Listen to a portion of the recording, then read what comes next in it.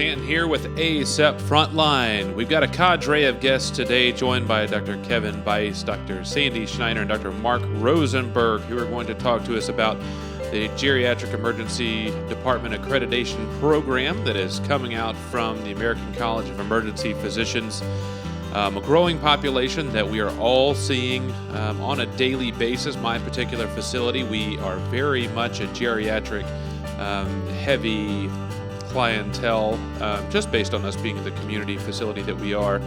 And it's something that's going to be a bigger issue and concern as the baby boomer generation continues to age and they continue to require our resources within the emergency department. And so we're going to talk with them today about this accreditation program, the importance of geriatric emergency medicine, why there needs to be a little bit extra focus on that. We do this for pediatric emergency medicine all the time.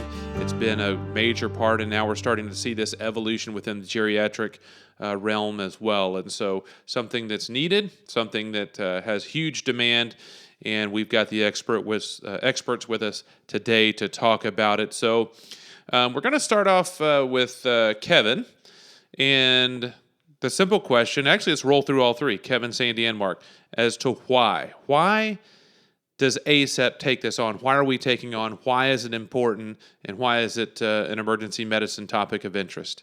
Thanks, Ryan. This is Kevin. And great question. You know, I think the simple answer is because our patients in our country need us to. We in emergency medicine are excellent at taking care of all different kinds of patients with all different kinds of needs, social and medical, every day, and figuring out what's wrong with them and where they get care downstream. But as the percentage of older adults continues to increase in this country, their health care becomes more complex because medicine's been so darn successful that people are able to survive a lot of things. And as we really do function as a place where people go when they don't know where else to go, the need for us to become experts at managing patients towards the end of their life with complex medical and social needs and get them plugged into the resources that can help them towards the end of their life as gracefully as possible is critical. Our patients need us to do it, and our country needs to do it as we evolve our healthcare system towards something that's more sustainable. So I'm just really grateful that Sandy and Mark, as two leaders in ACEP, have taken this on and said ACEP, as in our role as emergency medicine physicians, are going to lead this charge. And Sandy, what are your thoughts on the why? On the why is, I'd ask the question to our listeners, and that is, do you have the things you need to take care of these very complicated patients? I know I sometimes don't, actually probably never do. For example, do you have a walker in your emergency department for your patients to use? And that's really important. Do you have glasses if they happen to break them when they fall? Do you have hearing devices for them? So that's the first thing. This is all about getting the resources that we need to take care of these very complicated, difficult, but very, very important patients. And the second thing is that we saw a lot of places opening up, calling themselves geriatric EDs. Some of these were outstanding places with all the resources and capabilities that you would want. And others, it was pretty much just a sign, we're taking care of geriatrics, end of story. So we wanted to make sure that the public knew, and we wanted to challenge those places that wanted to be geriatric emergency departments to actually become them and show them the path where they could improve the care that they're giving. Mark, your thoughts? Well, an interesting part about going third when you're with two brilliant people who understand the space and are passionate about it. So everything Kevin said and Sandy said is important, but I want to add a couple pieces here. When we first realized that there were a lot of different geriatric emergency departments, some that just had signs and some that had great resources and were taking care of seniors in a very high-level way, the American College of Emergency Physicians, with the help of Emergency Nurses Association and American Geriatric Society and SAEM, put together the emergency department, the Geriatric Emergency Department guidelines. And they were published in 2014. And they basically were evidence-based and consensus-based using the Delphi method to really identify what was the best practice for a geriatric emergency department. So that work had already been done. When we realized that we could benefit hospitals and emergency physicians and our patients by doing an accreditation process, this process was really based on those geriatric emergency department guidelines that were published in 2014. So I think that's an important part of the evolution of how we got to the point of doing accreditation. Sandy said something really important. What the geriatric emergency department accreditation process does is it makes your job as an emergency physician actually easier. It gives you all the resources that you need, not just the walkers and the hearing assist devices and the reading glasses, but also access possibly to case managers and physical therapy and pharmacists to help with patients who are on multiple medications and have a high risk of drug-drug interactions. It provides so much more to make your job easier. Could you imagine having a complex disposition on a patient and having to do that on your own, and compare that to having a complex disposition on a patient and having case management and social work available to really help you do it? It's night and day, and it makes our job so much easier to be in the geriatric emergency department, especially one that's accredited at a high level like a level 1 or level 2. Both, I've heard, Sandy, both you and Mark both mentioned, things that I wouldn't even think about. More of that holistic, comprehensive view of geriatric needs in our emergency department, not just monitors, not just rails on the bed, not just medicines or whatever those needs are, not what we traditionally think of in terms of emergency medicine needs, but it's thinking outside the box of more of those comprehensive needs when you come to the emergency department with your chest pain and you may not bring your reading glasses, may not bring your hearing aids. Let's talk about that a little bit. And Mark, I'll start with you since we had you as the third on the start-off question. We'll let you lead off so you can get the low-hanging fruit. What are these deficits? What are these holes that most of us are missing in emergency departments that we aren't even thinking about? What are the gaps in the care that we potentially provide to our patients that are elderly that we may be missing out on? Thank you for letting me go first this time. So I really appreciate it. But I really think I want to address two things. The geriatric emergency department gives a first-class experience to the seniors who come in. And as a result, they are really prioritized. They become more important than just a bedpan patient. They become somebody that's important to meet their needs and their expectations. The most important part, I think, is not just making it a senior-friendly, nicer place to be seen. That's important as well. But it also allows us to provide some preventative care for seniors. Let me give you an example. We know how devastating falls can be. And we know the cost to society and the cost to the patient and the family who has a fall. So one of the niceties that we do is we do a lot of healthcare screenings in the geriatric emergency department, depending on the level, and I'm sure we'll talk more about that in a moment.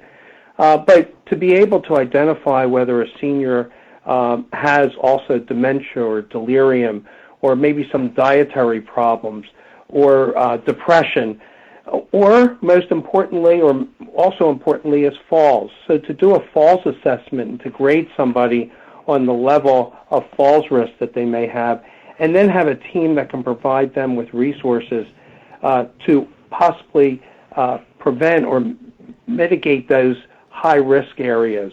This is the part where the geriatric emergency department is not just friendly and nice, but actually provides a real service to the seniors that we take care of every single day.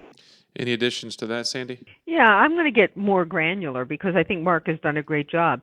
But I think there are things on, I think of them in sort of three buckets. I think about the patient, okay? The patient getting, again, we talked about walkers, non-slip socks, soft mattresses, a blanket warmer. I don't know if you've ever been in an emergency department or in a cold place, and they give you that warm blanket. And I was like, when that happened to me, I was like sold. In fact, I actually go get the warm blankets so I can hold them.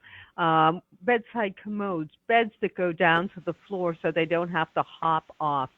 Small things like that. Then you think about the caretakers that are there. Okay, they need. We talk about chairs for them. We talk about noise reduction. We talk about decent signage. And then we think about the care that the senior gets as well, and the availability to talk to pharmacy and physical therapy. And again, have those things in your department that you can use. And so when we built these, we talked about, what is it that people would need. Now, interestingly, as we talked about this, we all thought, hey, this would be a great place for me to get care too. And we know we have these very complex people. Some of them are, for example, the children who are transitioning to adulthood that have multiple congenital issues. We have a lot of very, very complicated patients. Having this equipment, having these specialists available to us will help us better take care of those patients as well. Kevin? No, I think that Sandy and Mark have encapsulated it very nicely. It's about thinking of the needs of our most vulnerable patients and making sure that we address those both with the structures, the comfortable beds and the lighting and the sound assistance, the processes, making sure that we screen for other complicating factors so we transition or discharge them to the best place possible, and have identified other issues like elder abuse, as well as making sure that we maximize our connections with the community. All of those types of things are key towards how we treat older adults. And when we treat older adults, frail older adults well, as has already been said, what we're really doing is optimizing our capacity to treat vulnerable patient populations as best as possible.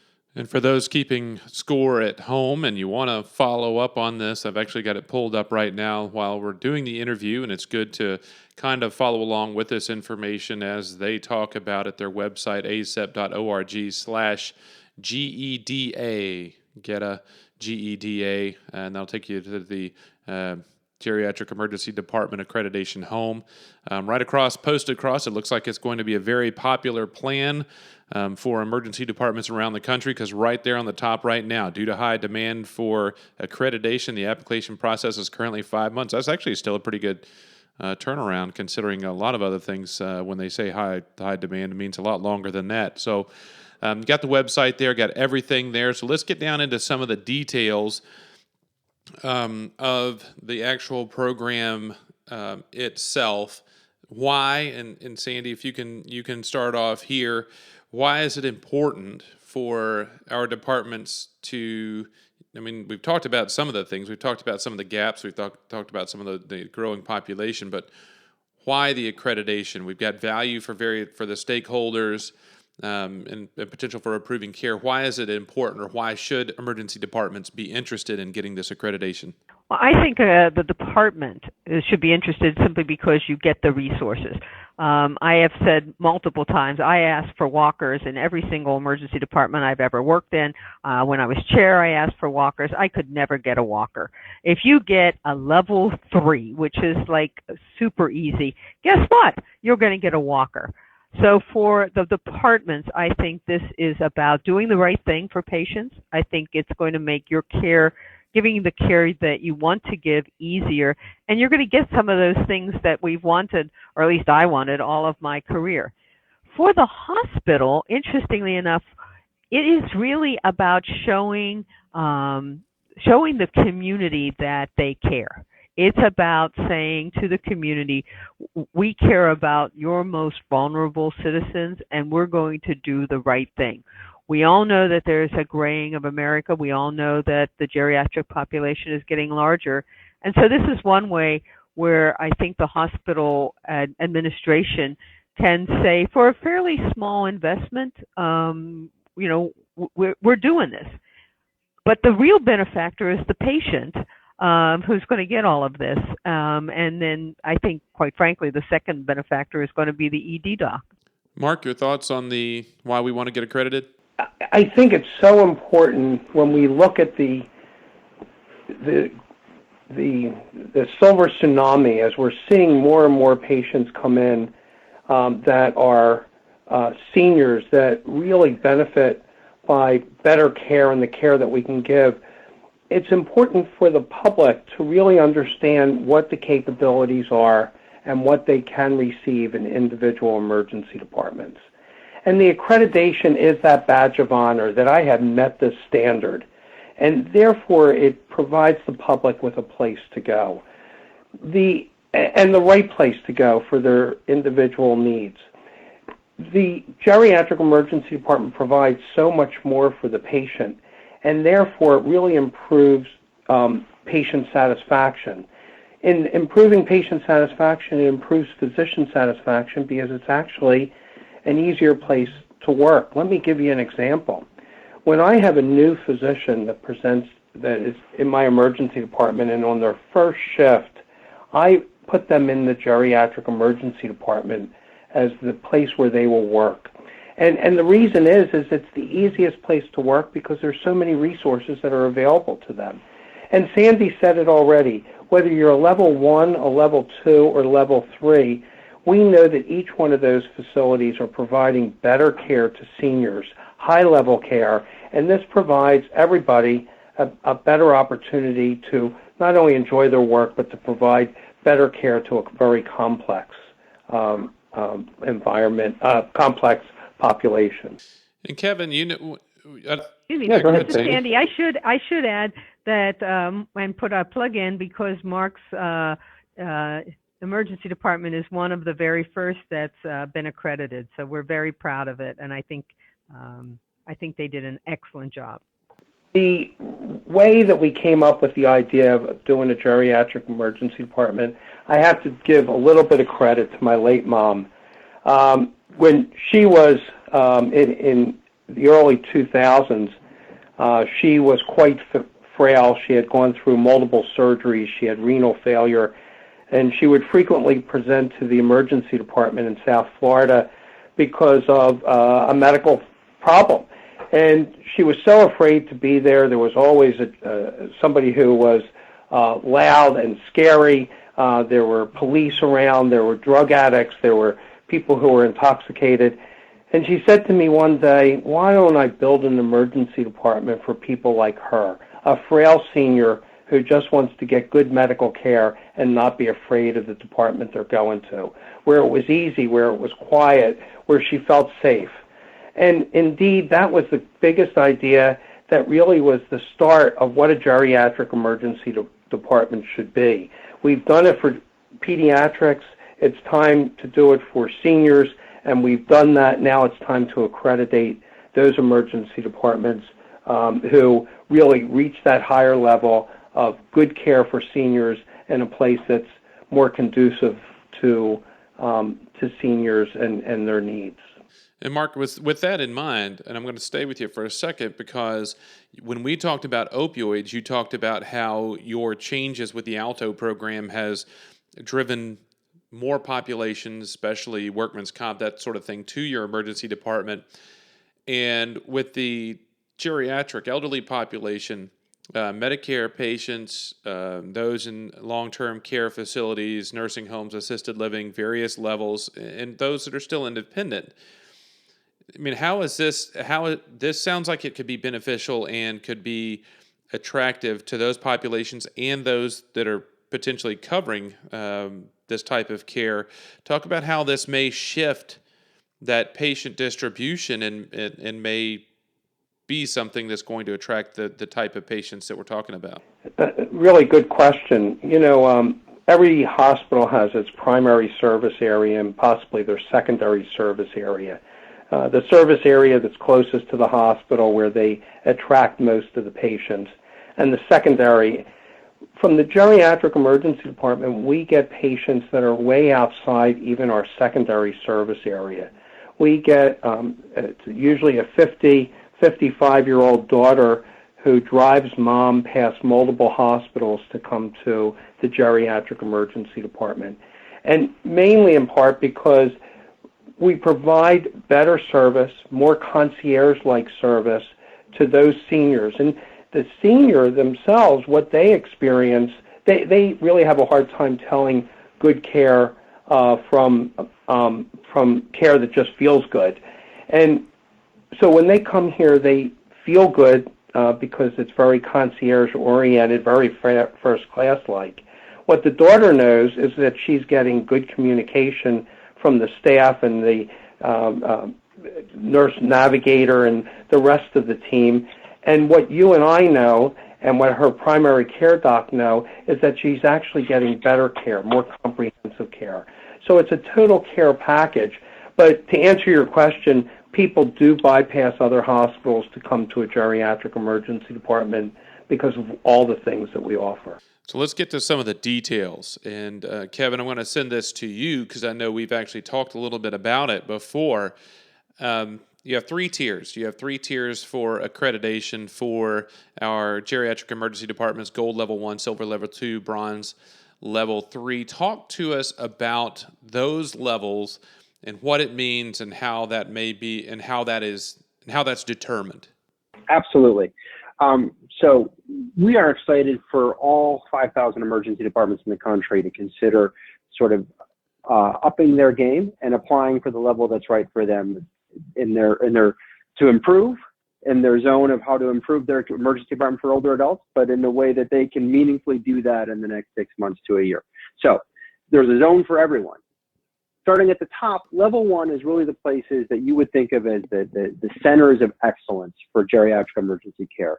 For example, St. Joseph's, Mark's Shop in Paterson, New Jersey is one of the first, the first. There was 3 announced at the same time. So in the first 3 emergency departments in the country recognized as level 1 centers of excellence in geriatric acute care.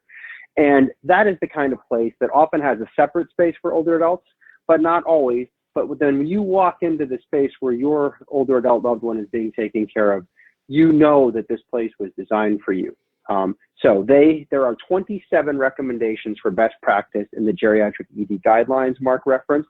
Level 1s hit 20 of those, as well as having not necessarily separate space, but space that is clearly designed for the well-being of those older adults, and an interdisciplinary team with case managers, pharmacists, nurses, doctors descending upon this patient to make sure that their social and medical needs are met. They are the wow people, the wow childs of geriatric acute care.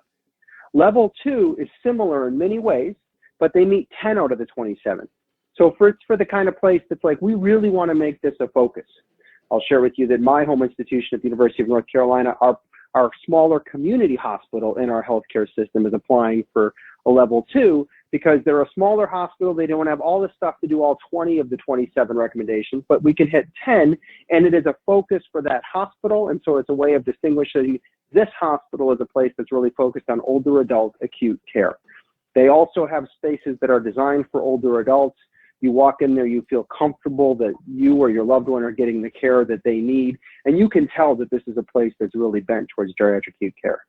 Level 3 is for the places that recognize the importance of evolving their care patterns to take better care of acutely ill older adults, but don't have the resources today to institute 10 new policies or 20 new policies, and instead want to make sure that they get a team together, a physician leader, a nurse leader, some basic equipment like Sandy was referring to, like walkers and appropriate diet materials for folks, that they've got something to eat, and really to get started. It's a recognition that we are committed to enhancing our acute care for older adults, and we're on a journey to move forward. And so there is no reason that any hospital in this country can't apply to be a level 3 tomorrow.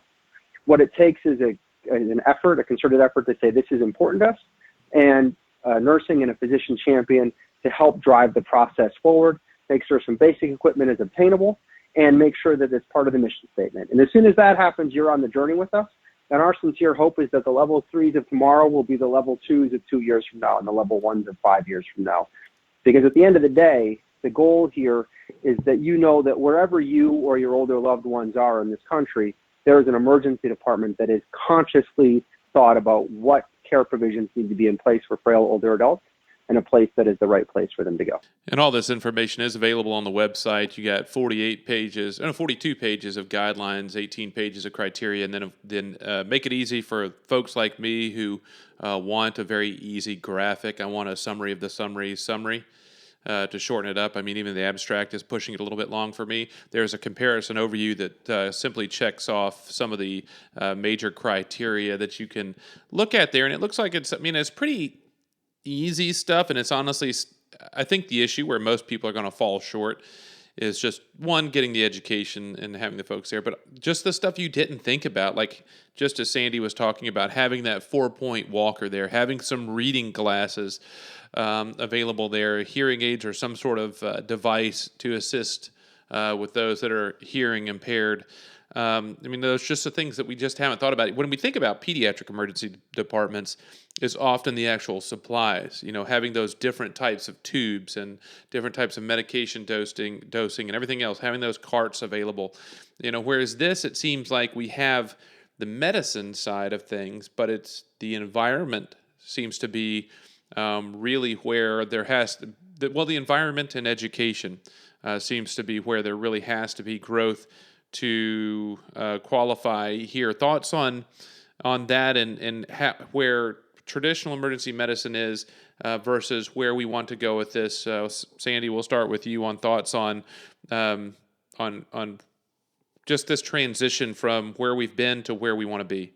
Yeah, so one of the things that was really important to us is that these criteria had to come from emergency medicine and not from geriatrics or another group. Clearly, the geriatricians have things to teach us. Clearly, we need to work with them. Clearly, we need to be able to hand our patients off to them.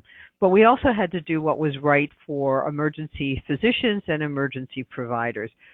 Where we're going is exactly what Kevin has been talking about in terms of making it so that every hospital has at least the bare minimums for our elder patients.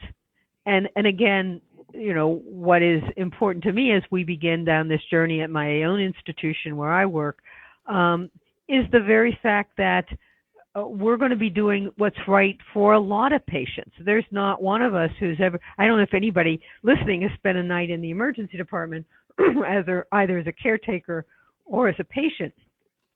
But we're not a very hospitable place. We're kind of noisy. We're kind of, cold. And so making this better for our elder patients who really, really need it makes it better for us. So that, I think the journey is to understand that the patients are going to benefit. Mark? Just want to take a different approach to answering this. Two surrounding states, not my state of New Jersey, but two surrounding states. I have had an appointment with the health commissioner of their state, and both of those health commissioners want to expand the geriatric accreditation across all their hospitals. That, to me, really just shows this widespread need to improve health care for seniors, and the fact that some commissioners of health, some secretaries of health are really starting to see this. So I think as we look where we're going, I really believe that we're going to see the growth of geriatric emergency departments, meaning, I'm talking about accreditation of geriatric emergency departments, meaning that we will be providing better care to our seniors. And this will start with the emergency physician, which is the place where the final common denominator for anybody who's getting frail and really having trouble getting around or has an acute illness, they come to see us. So we can start providing them better care. One of the interesting things that I have seen in my own shop is that the geriatricians in the community are now sending more of their patients to my emergency department for a rapid assessment, diagnostic, and treatment that we can do in our geriatric emergency department and yet have a user-friendly environment that their patients come back to them saying, boy, that was great going to that emergency department. And most seniors, most experiences in the emergency departments are not quite that friendly. So proud that the geriatric emergency department can fill that gap of care and be the rapid assessment, diagnostic, and treatment center for many of these complex seniors. So let's talk about moving forward. And I want thoughts from all three of you on this. As we move forward, we get our accreditation, when you have something like this, we have CEDAR for data for emergency medicine, the data registry.